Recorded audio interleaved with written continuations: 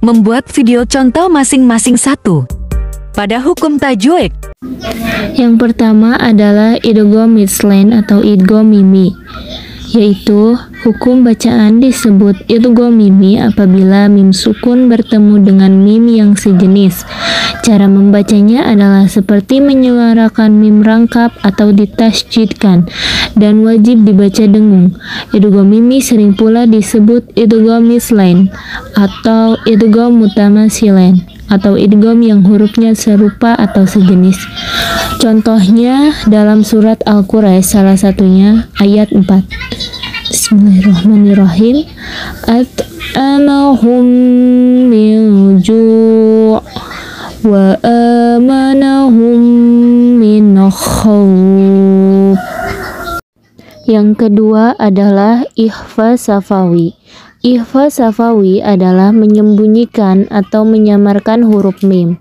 Hukum bacaan disebut ikhfa safawi apabila mim mati atau mim sukun bertemu dengan huruf ba.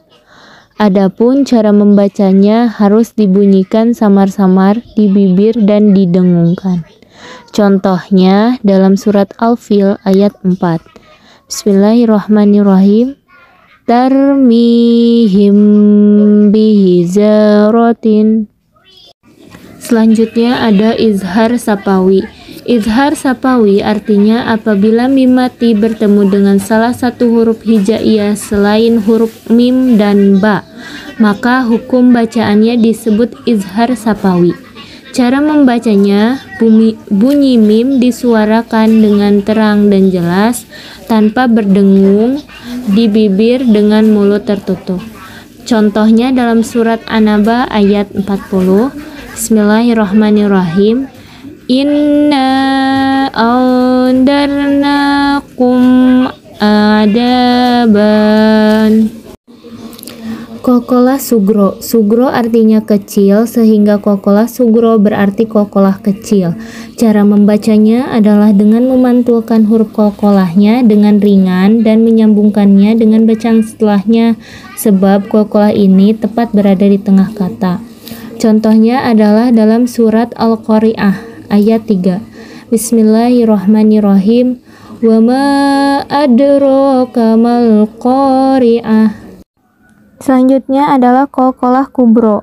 Kubro artinya besar. Qalqalah kubro yaitu suara huruf qalqalah yang matinya bukan asli tapi matinya karena diwaqafkan. Huruf qalqalah kubro adanya di akhir kalimat serta tidak akan ada qalqalah kubro kalau tidak diwaqafkan. Contohnya dalam surat Al-Lahab ayat 3. Bismillahirrahmanirrahim. Sayasla narong datalahab. Berikutnya idgham mutamasilen. Idgham mutamasilen dapat terjadi jika kedua huruf sama dan huruf pertama sukun lalu huruf kedua hidup.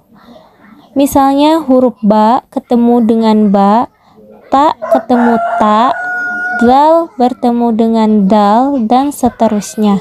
Cara mengucapkannya dengan memasukkan huruf pertama pada huruf kedua sehingga menjadi satu huruf yang bertasydid. Contohnya dalam surat Al-Baqarah ayat 16. Bismillahirrahmanirrahim. Ulaika alladziina istarawud dalalata bil huda fama rabihat tijaratuhum wa ma kanu muhtadin. Selanjutnya adalah idgham mutaqaribain. Idgham mutaqaribain adalah pertemuan dua huruf yang hampir sama makhrajnya namun berbeda sifatnya, yaitu misalkan pada huruf qaf dan kaf, lam dan ro.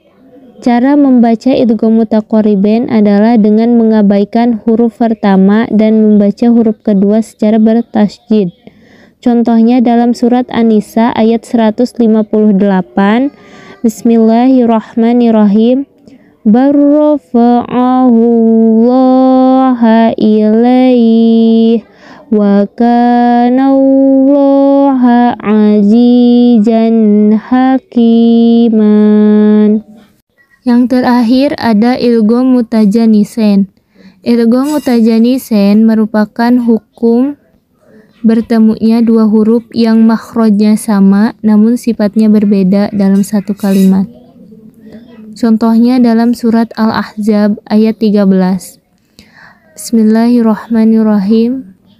Wa idh qalat ta'ifatum minhum.